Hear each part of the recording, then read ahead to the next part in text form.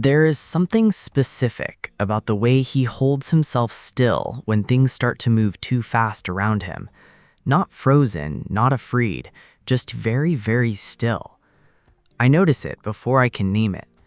The stillness is deliberate, and it has been practiced for so long that it no longer looks like practice. It looks like temperament. He does not raise his voice in meetings. He does not flinch when news arrives that would shake most people, and he keeps his face calm when his adult child tells him something difficult, when his doctor uses words he doesn't like, when the numbers in his account look different than expected. The calmness is consistent, and that consistency is what first draws the investigation. You may recognize this in a man you know, or you may recognize it in a reflection you've stopped examining too closely. The calmness is not nothing. That much is clear immediately, and something real is operating beneath it, something that was built deliberately and maintained at a cost. The question the investigation opens with is not whether the calmness is genuine, it is what the calmness is for. I watch the way he manages a conversation that is heading somewhere uncomfortable. He doesn't argue, he redirects. He introduces a practical consideration, a logistical detail, a neutral observation that quietly pulls the temperature down. The other person often doesn't notice, and the topic shifts, and the uncomfortable direction becomes a less uncomfortable one. He moves through the interaction, having kept everything in order. He calls this composure, and the people around him often call it calm. But the investigation notices something else. The outcome of every redirection is that he remains oriented, centered, in possession of the situation. The calm is real, but it is also functional, and it keeps the environment predictable. And predictability for him is not merely comfortable, it is necessary. Something sustains that necessity across decades, and that is the first question the investigation follows. He grew up in an era when the adults around him were visibly unstable in ways children were not supposed to acknowledge. The economy shifted without warning, families reorganized without explanation, and the cultural promises that had structured the generation before his, steady employment, clear gender roles, institutions that held, began to dissolve publicly, messily, in front of him. He watched this as a child and drew a conclusion that was never stated aloud, but was absorbed completely. The people who survived were the ones who did not lose composure. He was not wrong. In the environment he observed, that conclusion was accurate. The people who panicked made things worse, while the people who kept moving, kept deciding, kept managing, they came through. He internalized this not as a strategy, but as a fact about the world. Control is how you stay intact when things break down. By the time he entered his 20s, that belief was no longer a belief. It had become a reflex. He did not choose to reach for control when situations became unstable. He simply did it, the way a hand reaches for something falling before the mind registers the fall. The reflex operated in all environments. At work, he was the one who kept the project on track when others lost the thread. At home, he managed the logistics that kept daily life functioning smoothly. In relationships, he was the one who did not fall apart, which meant that others could. He was reliable because reliability required control, and control was what he had built himself around.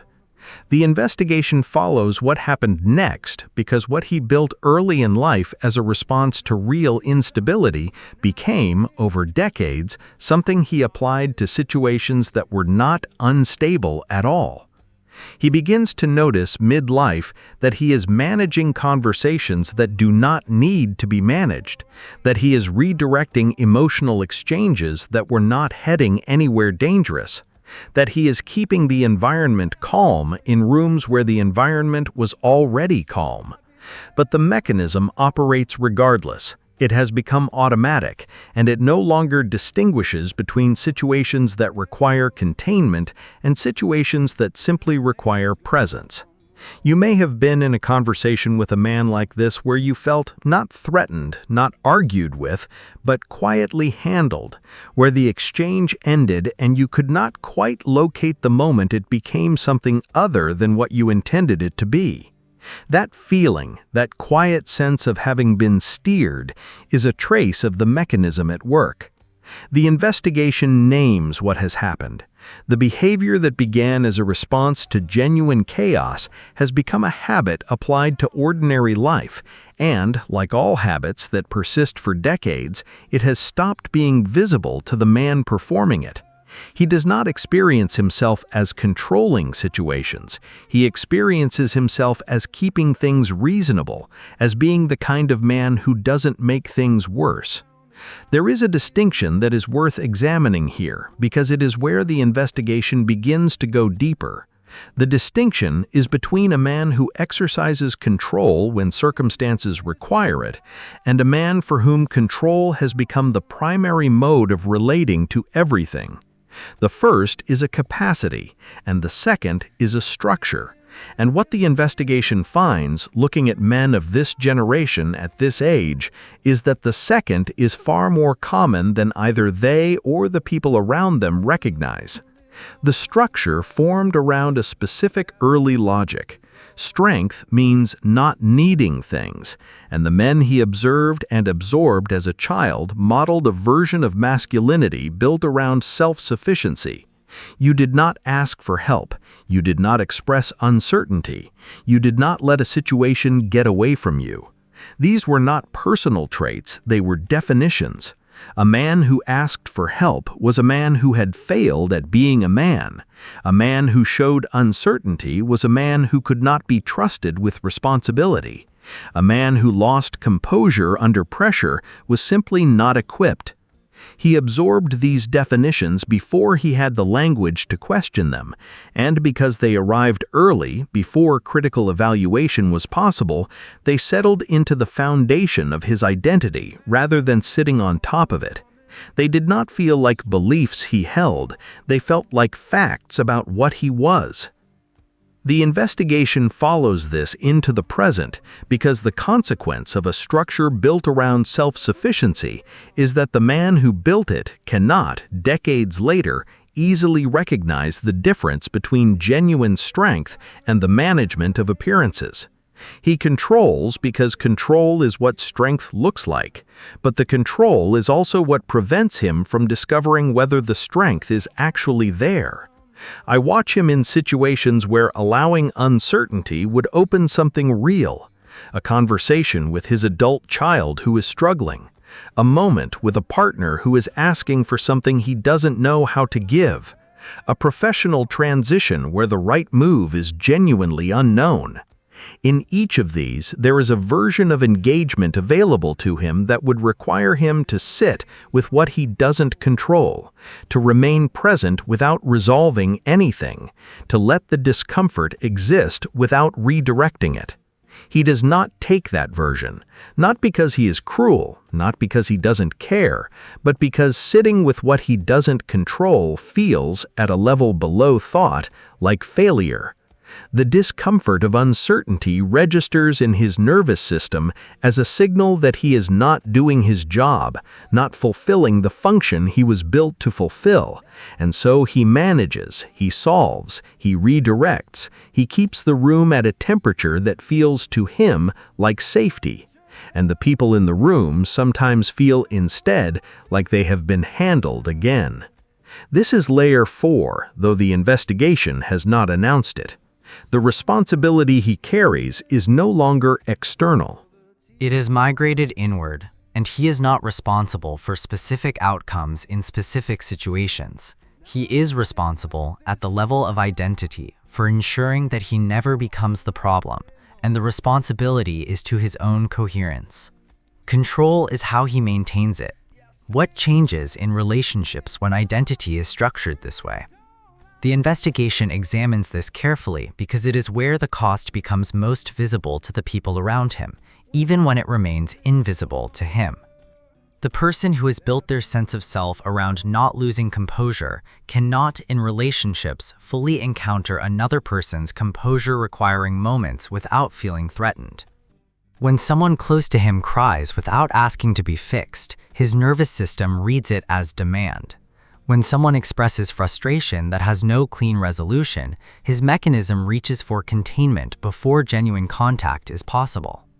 When a partner or child says, "I just need you to be here," he is there physically, but some part of him is already managing the situation rather than inhabiting it.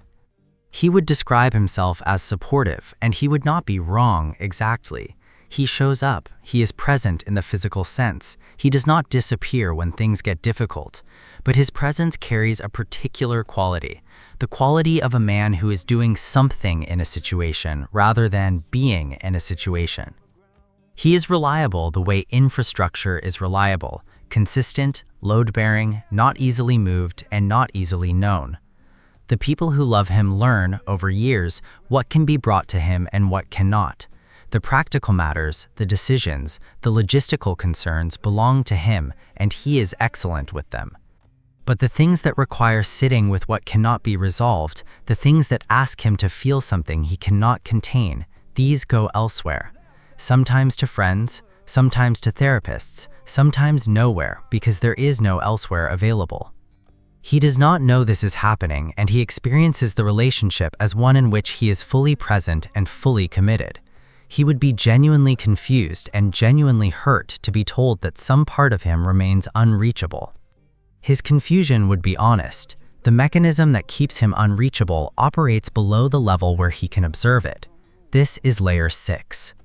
The meaning he draws from his life is built around what the control has produced. The stable home, the managed career, the family that did not fall apart the way so many families around him did when he was young.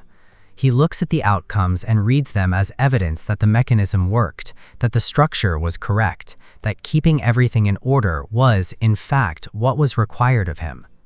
He is not entirely wrong. Something real was protected and something real was maintained.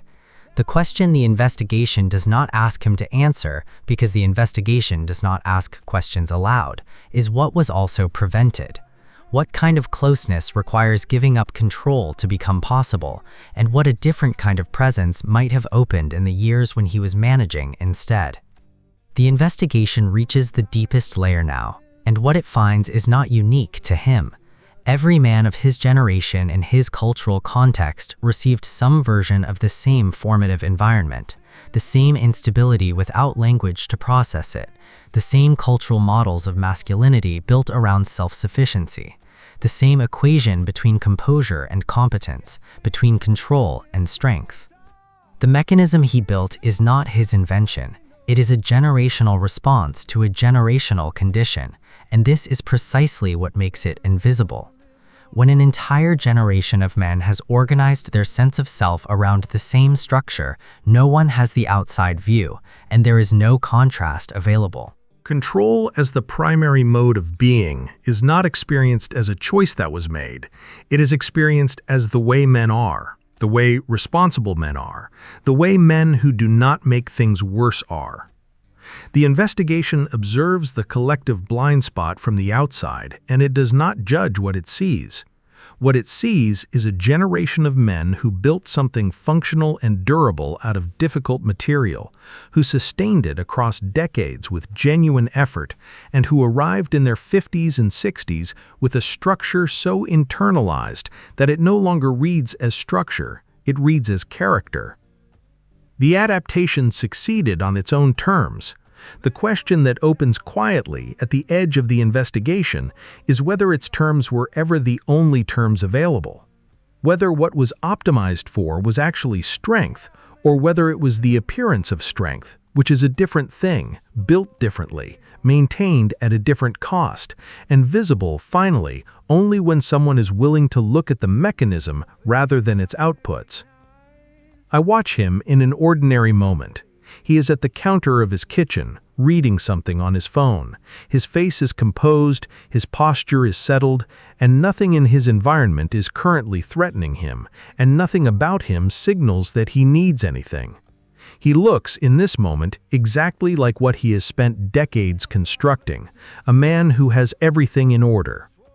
The investigation does not ask him to be otherwise. It only notices that the composure is indistinguishable from the outside from peace, and that from the inside, the maintenance of composure and the experience of peace are not the same process, even when they produce the same expression. That distinction is the structure the investigation has spent this entire time uncovering, not to dismantle it, not to heal it, just to see it clearly. The full architecture of what a generation of men built when the world around them taught them that strength was the absence of need, and that the man who controlled everything around him was the man who had nothing left to fear. The 7 layers, viewed from here, are not 7 separate things. They are one thing at 7 depths. The behavior produces the habit produces the identity organizes the responsibility restructures the relationships, and the relationships define what meaning is available. And the entire system, shared by a generation without any of them choosing it together, becomes the water they swim in, felt as normal, read as natural, and almost entirely invisible until someone follows the current all the way to its source. The investigation does not end here because the phenomenon ends here. It pauses because the structure is now visible. He is still at the counter, his face is still composed, and the mechanism is still running. And somewhere, in the same city, in the same country, in households across the Western world, 10,000 men who grew up watching the same things are holding themselves in the same careful stillness, calling it strength, not knowing what else it might be called. The next question is already forming. If control became identity, and identity became the architecture of every relationship he has, then what does that do to the question of who he is when control is no longer possible? Not retired, not grieving, not ill necessarily, just older, in a body and a world that will, eventually, stop responding to management. That question belongs to another investigation. If something in this one named something you have observed, in a man you know, in a room you have been in a stillness that looked like peace but felt slightly like distance, leave it in the comments. The investigation pays attention to what resonates with people who have been close to this structure from the outside. Thank you for following this to the end. If this kind of psychological investigation is the kind of thinking you return to, the channel is where it continues, and the next layer is already there.